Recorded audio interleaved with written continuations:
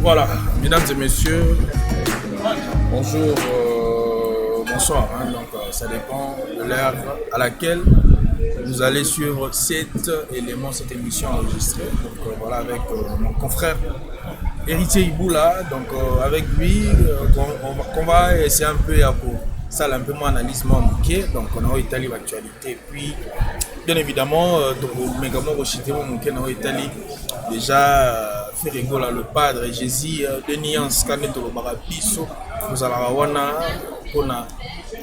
Ferregola et mais tout ça la on a pour un artiste et sommet mingi Scanet le Barapiso artiste Ferregola ça na exclusivité vraiment surtout na global télévision Moscou toujours mettre depuis la ville de Kinshasa tout ça Moscou donc on a Moscou donc voilà.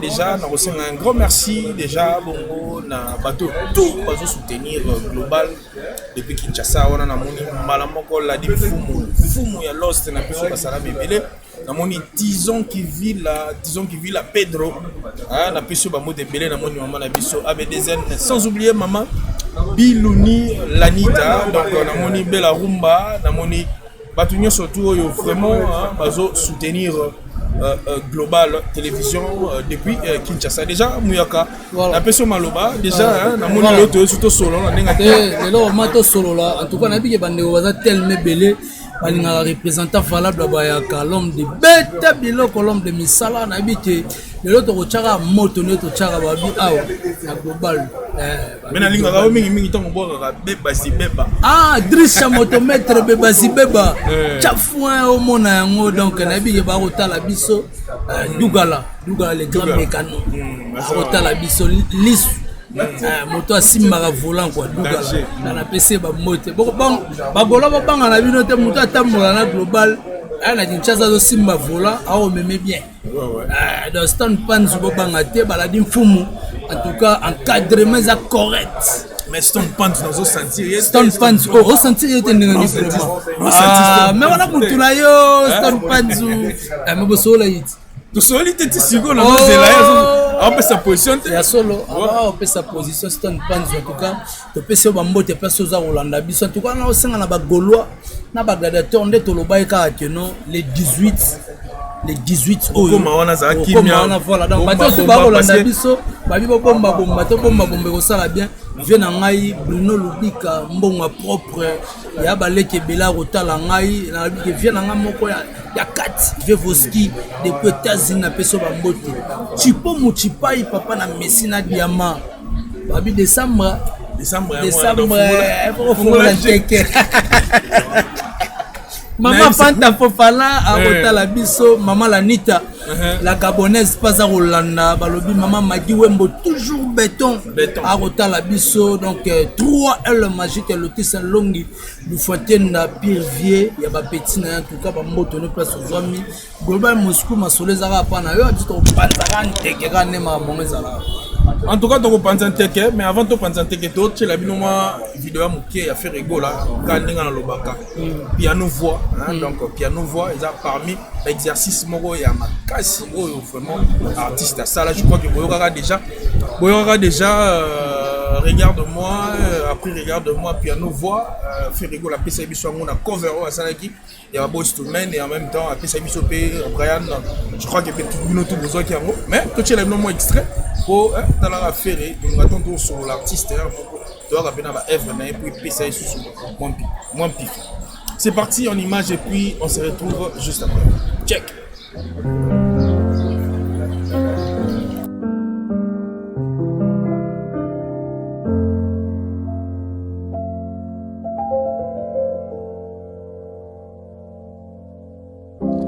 Regarde dans mes yeux,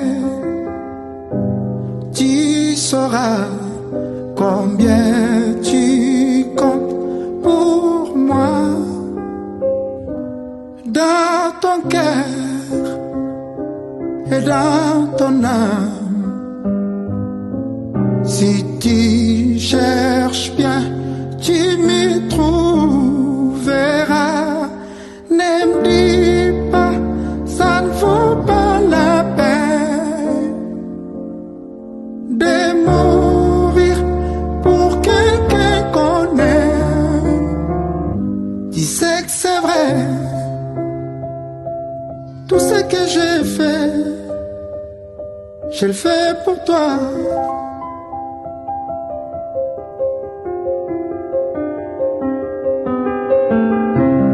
Regarde dans ton cœur et mes pensées. Je n'ai rien à cacher. Prends-moi comme je suis. Prends ma vie. Et pour ton bonheur, je me sacrifierai. Ne me dis pas, ça vaut pas la peine.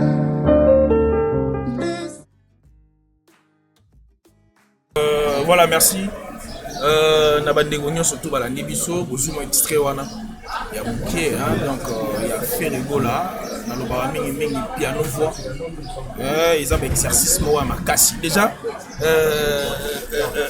Mouyaka voilà au moni quand même extrait wana faire yemba piano voix l'impression ne goza nini parce que na biwo ba ndule tant mon artiste le roi faire l'accès ba exploit ou l'accès sur ba niveau artistique yo bon normalement Zege bandeko tout barolanda biso partout dans le monde entier pas artiste Ferego là babiloko toko kamwa ngoti parce que aza déjà artiste talentueux depuis le boom ya maman et maman Marie Makese ya romona cover ya nani ya Peter Adams en tout cas bandeko tout barolanda ba bi force ya artiste Ferego là donc ça parmi babiloko oyo et ça les Ferego là apesa biso album Dynasty oyo eza lokwa exercice donc on va travail demander à Ferego la bande ko sala yemoko mipesi travail yemoko sali correction yemoko sali yango donc yemoko zo corriger yango et puis yango moni eza ba fruit oyo pesa biso album na biso bengaka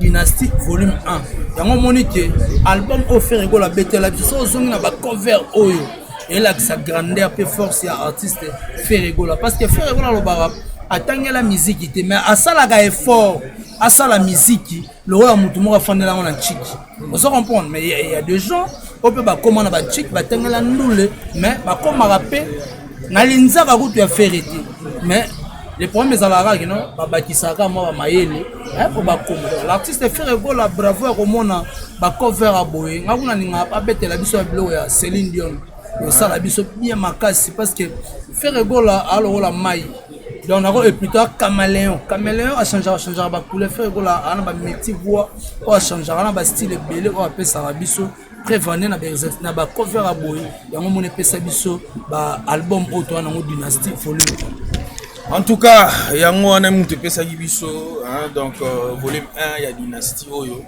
album oyo vraiment tout le monde a nini vraiment ba fanatique bazo somba et bazo continuer toujours au somba album depuis album ebimaki tous à clair tetos wana vraiment to se valait ba facilité Zege na bandeko tout ba rolanda biso ba condamner bisoté et puis ba mourir à bonne musique y compris ba musicien au ba évoluer na République démocratique du Congo mboka mona Ferego là ba diaspora te ba ebité album au Dynasty en tout cas félicitations na ngo ba pesa ngo na kuzu so ba fandi bango na bango tanga mela mon koko abi te Ferego la abeta album au moins que j'ai bien pena ko ti okanga sentiment te a commis na page a mami pas en tout cas musique rumba na biso ninga ko bunga mais bravo à l'artiste Ferego là parce que oko zongi sera toujours bat na ligne au moins lelo bat muso lo ba ko to choquer na bat et ça m'a choqué te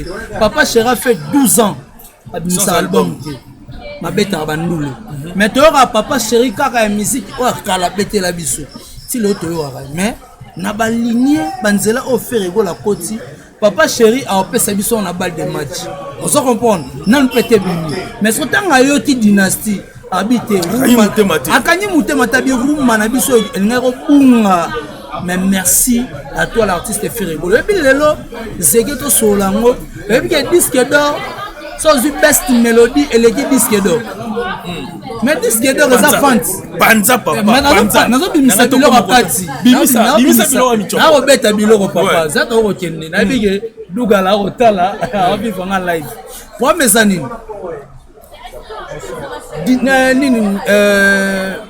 disque d'or eza yo sombi ngana sombi Dougala sombi Samira sombi on comprendre batu presque baladi mfumu basombi ba bibliothèque basombi ba BBC Movia basombi batu ebele ba osomba mais sikoyo quand on a best mélodie eza travail scientifique pour l'artiste Ferregola a commis banzembo quand a commis banzembo à côté studio dans la côté studio ça travaille à Moutou c'est le travail à Moutou et une mérite et les disques d'or album me rose à Tito côté Moutou en tout cas on se comprend album me rose à Tito côté Moutou mais voilà best mélodie pose wango il faut ça la travail moko ya makasi et puis surtout que musique bande on a biso belé ba mission balela ba nominé Inos Bina Biti ba bi kuna za anglophone anglophone bazara trop coincé bazana makamuna bango bani tout et tout mais l'artiste Ferregola la best mélodie na solo anglophone bon na ba artiste francophone mazongo na solo anglophone artiste félicité yango monique album O Dynasty eza album oyo koyana ba titre ba trophée ebelé bande ko baza motema ki te Ferregola za prêté aza pressé te maza prêt et ça que non ba nominé artiste ba contacter artiste oya na ba qualité tout ba balinga te ke omoninga na fana na raisonner lo moko ba te belé ba loba te Ferregola sala ba fit te par rapport à nini Ferregola rotala te na artiste talentueux oui musique as a business to boyite musique a business faire à tel que ngayema par exemple na musicien mon rotanga kombote ba saigner 100 000 50 000 balles l'artiste a rotala te bon. C'est vrai, moi on a aura nanga, il est pas na aura na mais 50 000. Atala bon. Ba travail ça peut ba travail, c'est ba maison de production. Ngai album on se produit tant que nous on ça la échange culturel. Donc mais peut revoir par rapport à ba montant par rapport à ce artiste en a pourquoi l'artiste a forcé. Au ça la featuring na simanango obimisi mbongo belé en retour ils ont c'est leur côté pourquoi ba fan ba sepela non zege bande ko faut même ba raisonnement musika artiste Ferregola na minute ça déjà envoie il y a ba featuring important ba te be ba sepela bande ko na biso ba longola makambo ba ko ba Ferregola a promettra ba gaulois a réaliser raté non l'artiste Ferregola aloba na biso album Dynasty volume 1 ekobima na date tele bima to bimate e bima et là on y fait aloba bata kosi aloba na bato c'est ça ka bato mitema mabe kaka nde bazolinga ba bimisa on dirait artiste que non eza mauvaise foi tout d'abord eza mauvaise foi lelo l'artiste sera za combattu eza parmi ya ba combat oh non so faire la salaka e balugaka mabe au moins artiste moko voyager kwa yaraka bayamba ye banini tout et tout donc au moins que l'artiste Ferregola aloba na biso boy surtout que non ça une mission to zala pe na yo malgré comment na l'état aloba lo mo ka bité ngai na sepela vraiment na ba mission musu ba courager alandi na makamwa na sali na sepela na bangu yango mona banze mona lobaka mabata o ba kolanda nzela nanga balanda me batanga kombo na ngate c'est ça c'est clair Ferregola za combattu sur tous les plans zege ba bité porte-étendard à musique de la République démocratique du Congo c'est Ferregola. C'est pour cela que coincé. Tala bato ba ko beta musique manzana ne ba ko propulser. So nga beta place mo ba on a facilité par rapport à ba secte na ba place ba bombama.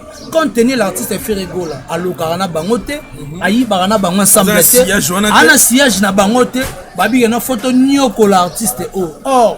Mais au lobby le moment où on a l'artiste mususu ba ngba sala ka neti faire tout zombi pour revenir un peu Zega Kanyinga Zega Kanyinga senga Césari la Gauloise so yebisanga siko artiste on a ndenge ozomonde la poto tanga kombote peut-être ko léser ba certaines sensibilités mais est-ce ndenge monelo na est-ce que artiste ngo pe o mona ngego sale maga ndenge faire les kaki en pleine mboula batu ba o moni nzambe tanga pesanga nde mona zegete ngana ko lula zege za beau garçon za mignon bani tout et tout ngape na bité zege na tika mandefu belé boy ngape na tika mandefu na mo suke matanga ko mais o ngana nga mutalibani ozo comprendre na te place mona ke na tiriki ba bambi nga basuki bani oh beauté on nzamba selanga yango ta sela zege malgré biso to sama na mabele malgré biso to sama na mabele mais beauté na yo na beauté na ngai kokani te mutu wana oza koloba artiste Ferre Gola pesa devoir ebele artiste na biso mo pe ya mboka yaka na sambula ti bato bamona na aéroport na sambula mais contenu ezalaki nango nzela na bango te bapreparaki yango te makambo na bango eleka ndenge elekaki mais oyo artiste Ferre Gola na mabele na likolo na mai na zamba eyokaki ma place na te donc siko tolobaki artiste wana retour na ye ozala nango ndenge ezalaki affaire etompetia kuti te ezala bongo te mpo ya Ferre devoir ya liboso eza na mbula fo ebeta epuis mbula fo ebeta epuis fo ya air oyo Ferre ayaki akomi aya na aéroport ba 11h si je me trompe pas 12h 13h tobimi na lepade on se comprendre faut kokisa na air na date moko te toza jour moko te epuis Ferre ayaki jour ouvrable oyo tobengi jeudi oyo babengaka jeudi choc bato mosusu babimaka te jeudi choc yaka jeudi aka lelo oyo te mais biso tobima ozo comprendre en tout cas mais bato bakoya oyo tobengaka début oyo bakoya na week-end samedi baya na bango bakoyamba ye moi mo gentil okopesa ye opesa quand même moi te mais topesa baencouragement bakoyamba ye le problème eza ke non tosala makambo mpo kaka te mpo moninga asala te mpo nalongola oyebi lelo tozonga zeke tosola oyebi bastade de marti bato mpe baobeta mpe na basentiment bastade de marti mosusu bato baobeta na basentiment mais Ferre mpo obeta stade de marti après combien de temps Ferre Gola après combien de temps Ferre Gola apromettant ou bagaulois si je me trompe pas 2013 qu'est-ce que j'avais dit 2017 plutôt Ferre Gola aprometa bagaulois apesa bango stade de marti abeta te oza image wana okotyela bagaulois batala po tokozonga tosala commentaire ekosala bien parce que l'artiste Ferre Gola ntango abetaka lisolo wana eza na jeune moko te annonceaka obeta stade de marti tosolola ngo oyebi ke grand libula pourquoi bawera bazonga ngo deux fois te owera eza le roi de la forêt tosolola na ozege tofandisa na mandoki na se lelo mwana afanda ye na pense makaniseke nde mosika fort mpona kolela bagaulois mpona Ferre Gola stade de marti oyebi ke owera azonga mikili abeta deux fois zénith de Paris ozo comprendre mais pourquoi beta stade de marti deux fois te wana grand zungu voilà so grand zungu bakenda yango deux fois te mais il faut préparer yango dans soko beti yango ozala muta liboso te ozala pe muta suka te parce que continuité ezali boko kama bina file pa obeta stade de marti parce que c'est probable ozo comprendre parce que na batype ne bat balanda pe bayokaka ye ozolanda siko bat naloba bat bakobeta yango na sentiment mpona nini donc c'est trop tôt mais bon namona bandeko mosusu babi te eza avant vraiment te mais aza na bati succès banini baquel type de succès bawera babeta bastade de marti yo nanga tozalaka na Kinshasa toyebi baalbum lora bakibwisa mpipa bamoto yaka nango ofandi maboye kibwisa mpipa esalami na Kinshasa awa molili ekoti album ebimi totali yango na TV5 bato tu balela kibwisa mpipa mutu mwa bima na palais te banini tu eti tobomama mais biso batoma tobimisa mutu tomona kibwisa ngo esalamaka ndeni wana wera plein succès akosakana te mais ebisanga lelo est-ce que de la forêt na groupe baministère oyo aza nango akoki esenga su stade de marti point d'interrogation Jibem Piana Kofi Olomide na ora azalaki nango na succès azalaki nango ata bimisi les jeunes amisi akosenga stade de marti akosenga te aobeta yango te po déjà betaki yango alongwa ke Bercy nana ozonga so abeta Bercy wera ozonga so obeta Bercy te. En tout cas, mesdames et messieurs, sikoyo so tofandi kota stade de marti mutu esengaka préparation kobeta yango te po lobaki na betaki liboso ya songolo pakala ke na génération wenge ngai nde mutu na beta nini stade de marti awa yango te oso comprendre ce que or le problème eza nini préparation ils allaient bien. Si vous préparez stade nayo, mais vous savez na yega ka télé ka beta mora. Kobeta pona ko chabar likolo ça pour mettre. C'est encourager. Et ça peut pona ko encourager ba jeune mususu ba roya. Que otala te na pas ona nango na ko signer stade de martyrs za ba étranger te za ba congolais. Ba congolais ka fo ba beta rawana. On se comprend. Dim ça na succès. Alors célèbre ce stade de martyrs.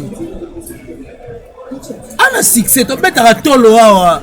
Moi je te dis to beta tolo awa. Dim ça na succès. Ba da juba na ba succès. Ba ya robet ba yusufa ba sala ba succès na ba mboka oti. Ba robet. Mais moi, je suis bébé Chanda. Aya beta stade de Marty, balela, ba ma miso kita. Malgré Nathan na âge naé a osa malgré ça là na 30 000 personnes quand même ça va. Mais quand même à faire stade de martyr quand même tout le monde peut artiste belé, va soutenir Wata. On a on est quand même publication il y a Celoscam impression des années ni comment on a Celoscam moi nous peut aller moi et banda ko banga ba boulege c'est le Robert peu na Imika le 25 compte tenu déjà le 25 octobre et plutôt le 29 octobre c'est le ratara de Andoule donc le 25 peut moi bête ate quoi ça Robert na frère na bango ya wenge bazala na malgré ba quoi que zalaki mais bazaka ba frère. Geste on a sali. Geste on a sali, et ça geste moro louable. Faut te féliciter, te betele ma beaucoup. Au moni, tant que moto ko pela pas ba voisin, yoro se pelaté. Mais de préférence, yaka aussi mamuninga na lobo ko encourager, courage, ça va passer. C'est la vie. Mais c'est pas de ba aussi kara na moto na bango wana wa mabe. Pour ce muninga pongonga na tango ko beta. Donc ça la belle moni ngakuna kamo le Bill Clinton na moni conférence de presse fona lugana landana yeba Bill Clinton na la muteli nini ozo pa fona landa conférence de presse on a pas le loma ma belle musique yo ba kombe ba mo bo ma musique za ba Bill Clinton ba pesa ba te belle ba accès mais to yo kana conférence de presse kana ko landa on lelo ba margo ba uti na ko landa wata na maile télévision na yeba si réellement Bill Clinton a lobby na biso nini Mchwaga nini o Bill Clinton a lobby na bati. Ko ebije tala ebe o na ngana weba succès ba Bill Clinton ba Bill Clinton a beta fara na wera na fiki na papa. To ana nulo na zala ba ebe Bill Clinton a bomba musique Bill Clinton a ba fan ba samouraï de Bill Clinton. Ah oui hein. Mais là mutu biso bima boy o ba golon ba nan ba orchestre comment na ba fan oh. Mais yo ebite ke Bill na ba samouraï faire ko la na ba goloa. So fait na kombo na ye na ba fan na ye e balana so ka za di mboka elingo za compliqué mais talaka faire egola yango to lo banini keno ba Bill na conférence de presse na chose zege photo na Bill Clinton na ça ba succès ba signera stade de Martin mais lelo yo po luko zonga na cap nengo za te senga makambe belé bravo na bandeko est-ce que Robert stade de martyr après qu'on bête à stade de martyr, il y a un émission comme ça. L'artiste qui m'a commis à I Love You. Non, stade de martyr à Kinshasa. Stade de martyr, il y a unité de mesure. Stade de martyr, il y a unité de mesure. Il y a une mission qui va évoluer en République démocratique du Congo. Selon Bango. Mais ça, selon, il y a une mission qui va faire en Nigeria, pas faire en Cameroun. Parce que si on a une mission qui va faire mais si on peut dans le stade à Cameroun, on s'en plainte. On s'en plainte. A dit que la Rosalate, que Michel a dit son mot, a répété dans le stade à Cameroun, à sali plein, à sati. Depuis musique à Congo, c'est la musique. Si je ne me trompe pas, que Michel moi qui n'a pas boé, a qui vraiment stade de France, on a fait de la musique. Ça on a pas signé. Stade de France, c'est ça on a. Et c'est là-bas qu'on a pas Robert. Ceux qui ba Gims ba Robert ba stade de France parce que Gims c'est qui ba fan na ba arabe ba JB ba Wera ba Kofi hérité par Robert pas qui ba fan ne baza ah on passer ça la unité de mesures à mission ba évoluer na République démocratique du Congo selon bango mais Robert a stade pour olo batino na leka ngam na betara liboso te pas te comparer En tout cas, merci beaucoup, Héritier Goula. Donc voilà, tu as rappelé Djabatou, nous avons tourné émission Namareza. Donc voilà, Namareza.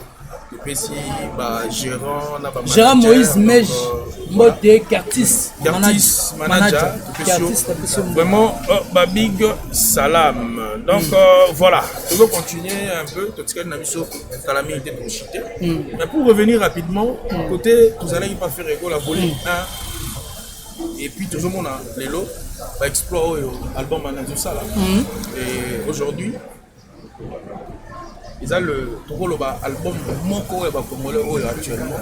Ils ont Amazon, ils ont gardé toujours position sur le plan vente. Voilà. Mais est-ce que tu ne trouves pas que artiste, c'est la question volume 2 et qui fait du sous volume 1 pour nous? Non, et tu fais pourquoi? Parce que faire rigolo nanga kota na studio la taka yema ba marionnette ayema ki ba sing again ayema ki ba rumba trap ayemi ba okapi arosonga su na studio te pa yema ka nengwana so auto ko za pire ma rumba mais attraper yango so esenga bandeko basani bayoka mais o est important tant on lobelo ko na sepel parce que le seul album il y a mission à évoluer dans la République démocratique du Congo et vous allez toujours dans Amazon France. En tout cas, félicitations à Bagolois, à Bagadator. Yannick Kayenga, Kalaza Otalanga, la personne Bambote, Obsini Lumene, Barolanda Bisso. Je félicite Bagolois. Na ba mourir à bonne musique. Oh maman Sabina, Mobonda Bisanga, bolo bagate ke Bagolois na Bagadator, ko tsaka ba mourir ya bonne musique. Maman Mobonda Sembote. Donc Nanyo Sezanine, les lots il faut retenir les seuls musiciens congolais ont risqué il y a un album na plateforme digitale, il y a téléchargement, c'est seulement l'artiste fait rigolo. Sans CD, sans vente physique, c'est l'artiste fait rigolo. Et puis preuve année, album a confié l'homme de 1000 légendes. Si on vérifie, il y a des athées. Il faut vérifier l'album, on a légende, je crois que si ça n'a une idée. Voilà, donc faire rigolo à artiste et l'autobétélé m'a beaucoup. Bandeko, ça fait rigolo la chance dans volume 2. Parce que volume 2, il featuring est belé. Tellement featuring est belé. Et puis, ça album où il fallait être avant. Mais tellement il y a un deuxième volume. Le 14 février 2023, sortie mondiale. On est en vente physique. Bagolo va monter l'artiste fait rigolo encore. Seconde chance, na deuxième volume, to consommer en auto somme, le baga, ligne nyana, to tombola. On peut soit déjà logo les lignes. Best mélodie au bac. En tout cas, merci beaucoup. Donc, merci à Stéphanie Tchoucha. Merci. Hey, Stéphanie Tchoucha. Donc, voilà, merci encore une fois à Jessica Djenga de London. Ah, Jessica Djenga London. Monsieur Bassalam et Belé. Janice Tatouma pour voilà. En tout cas, Bassalam et Belé, quand on est au lobby, volume 2, il y a Dynastie, il y a des massacres. Okay. Des massacres. Pourquoi des massacres? Parce que donc, on a particularité, il y a danger. Featuring, il y a danger, il y a malange, featuring, il y a danger, ça pour le soleil. Donc, toujours c'est l'amour.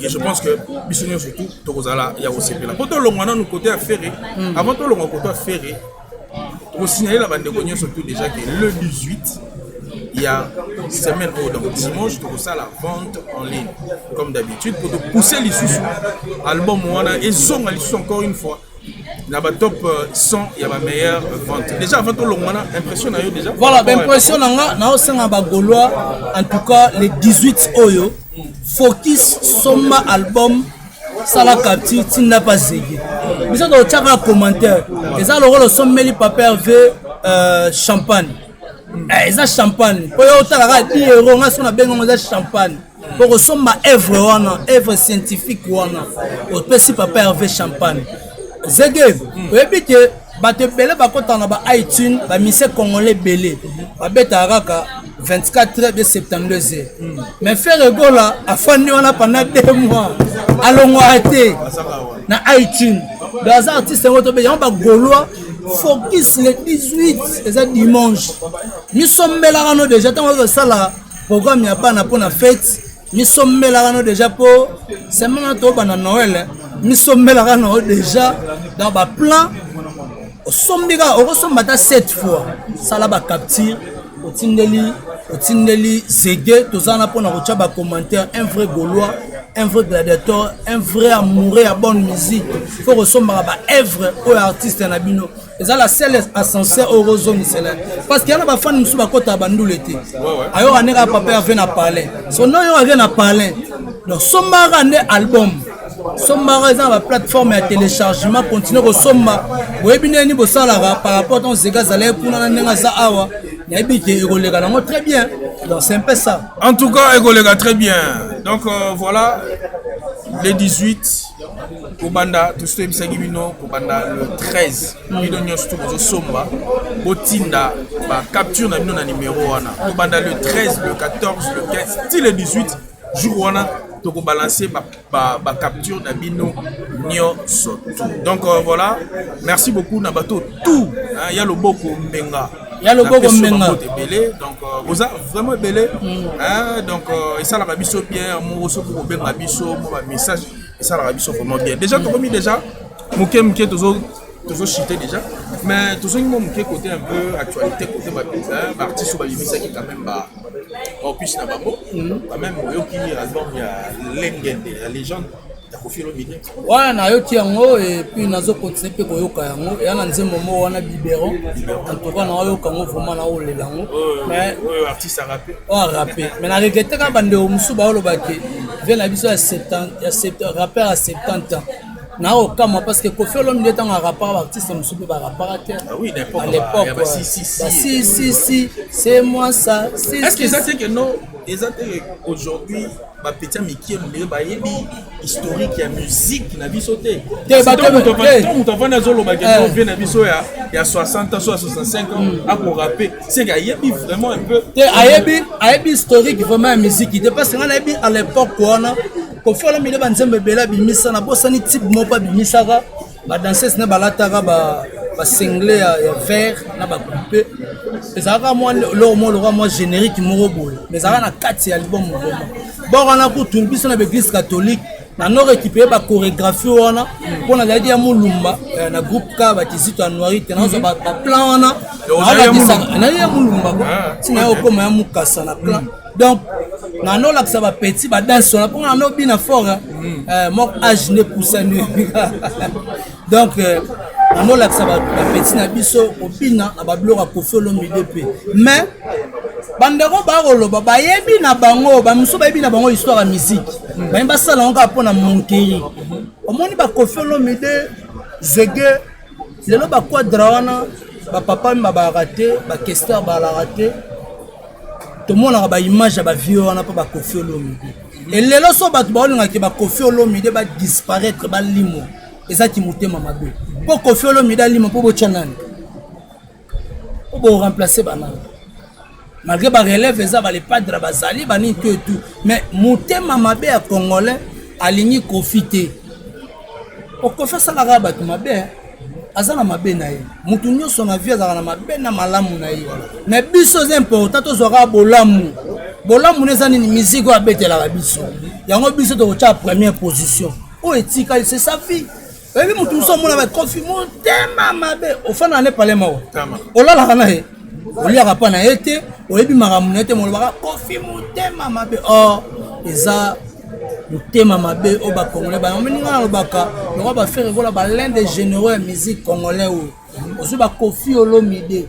lelo batu quand ba o combattre l'artiste faire gola ba o combattre nous autres faire été vous combattre ne musique ya faire or un Camerounais moko boye allez na poso ka les padres na mona na ba commentaire Camerounais moko abi so ba boya faire gola musique ne betara na boîte na RDC alors ba beta ngo peta na ba braza na ba Camerounais na beta ngo kuna mais bandeko ba na posa faire lelo mama tchala mona kufia au moins balangage ba to ba TV la reine de Moutouachi mais wa yaka na style ba luba imposer yango na musique mettons maman na zaki en vina ba no lobela c'est ça muta bandeko lobela maman wana kufi a 8 ans au fond en hôpital muta ko lobela ngo te na TV que maman za ko bela tala boya zo konte malade rien mais tout le monde est vrai tant maman kufi bana bano qui est à la main tout le monde yango lelo En tout cas, Zégué, album à Kofi, les gens, tout le monde a eu faire des poster qui ont annonce bi. En tout cas, ça qui tourne. On a ce peu là. Sur aujourd'hui, Dynastie volume 1, soit légende. Il y aura un style à la 4. Au monde a marqué. Voilà, tout le monde a sur la souka. Donc, on a toujours dans la musique congolaise, il y a de la place pour tout le monde. Donc, dans la musique congolaise, il y a de la place pour tout le monde. Le Congo, tout ça déjà, toujours qui est déjà là 100 millions. Donc, voilà, on a le tout ce gars Congo, gouvernement, Bakonzamboka, Fandisika côté internet. Internet est comme fiable, 1 million de views, vous allez en et loco pamba. Donc, voilà, charge d'habitude comme on a souka. Au moins, était que, autant ça, l'émission, on a bien affilé. Bien affilé, à ça, peine à style, qui bien affilisme. Bon. On se comprend. À créer, soit de tout nier, mais pour nous, le bel, on t'habite. Au moins, on attend autre ça. Bisous dans nos moutiers. Pour te s'imposer, il faut te malembe. On se comprend. Moutoko bimara mamote bouh. Moutoko sala bon. Na bak ba ondimate ke ezara Samir omora bande ko exister. On se comprend. Mais ce que je malembe c'est que au banda global Moscou boete. Banda petit à petit na oche misi moto. Yanenge mona musique. Musique ba ya papa ya le roi Fabugaz. Papa bou abimi. C'est ça la musique. Voilà, c'est ça la musique. Toromina Souka, merci. Tosuka quand même 37 minutes. Je crois. 37 minutes, ça va. Ils ont la première partie. Je crois Torian a la deuxième partie, Torian a la troisième partie. Donc voilà, merci. Déjà, Naïbou là, nous faisons une interview. Donc déjà, c'est entre nous. Donc ils ont parlé Naïbou. Merci à Bandeko Nyostu Batali Miso. Naïbité Bambote Naïbou. On a passé Mbote na Senga Césarine la Gauloise. Mr. Stéphanie Tchoucha. Na peso Bambote. Bébé Naza retourne bébé Daniel. Stéphanie Tchoucha. Daniel a retourné. Na peso Mbote. Na Clem Blessing. Motomoro bien. Merci aussi. Na restaurant Moko Batebele. Balobi restaurant Bisso na Bisso. 5 étoiles et pas fait na Bisso Sims. Vous allez bien, vous allez ensemble maintenant Eclipse Loming au drapeau de Lyon. N'habitez pas de Belé, Barolanda Bisso. Merci aussi à Vienna Jeskin à London. Stone Panzu, la personne Bambote. En tout cas, tout au Batali Bisso. Il y a Bruno Lubika, mon propre, il y a Balete Belé. En tout cas, merci aussi à Dali Ibou, la maman Mokonzi, maman Alex, na Daniel, bébé star. En tout cas, on est tous ensemble. Gaulois, gladiateur, toujours. Bandero balinga héritier Ibula, okepe na héritier Ibula officiel télévision, qui ne s'abonner au sala bien. Na lingata ne aussi là, na ko seta mina. Et ça l'a bien. Merci beaucoup. Voilà. Donc tous ceux qui wana, merci na bandeko nyonso surtout numéro nanga ya mwana. Ba ibenga ba téléphone, ba numéro nanga tout ya libanda eza ko yibama. Donc numéro nana on a kin actuellement. Yango wana so ngo contacter nga, yango wana komelinga obenginga et surtout ba Gaulois. Ba capture na bino nyonso tout ya ba chat botinga na numéro ça la monde makambo. Merci na maman na biso ABDZN, merci na bino merci na Clarisse Massamba, merci na Maria José, merci na Mobondo, merci na Sandy Bekate, Eliane Sana, Stéphanie Tchoucha, Boza Belé, Boza vraiment Belé Bekate. Donc Mati Mabila donc merci na bino nyo tous ceux qui na bossa ni bino banga te ba live za chaque jour otangara ba comprendre. Tison qui vit la Pedro. Tison qui vit la Pedro. La question va salam et belé. Il faut comme ça dans général à la solo mystique ya osala. Tison qui vit la Pedro. Ah ma général ba Gaulois. Il faut comme ça général. C'est bien mystique. Mystique. Merci. Nancesken Djenga de London no yebi. Evanov merci. Bibliothèque na Bossani Hotel. Bibliothèque na Bossani Hotel. Merci à vous tous. Restez branchés et connectés sur Global Télévision à Moscou. Donc voilà, donc Kabwana bino na image, il y a Ferrego là, il y a retour na l'aéroport. Et ça la bien, ça va Gaulois. Tout fait, tout flamme. C'est parti en image.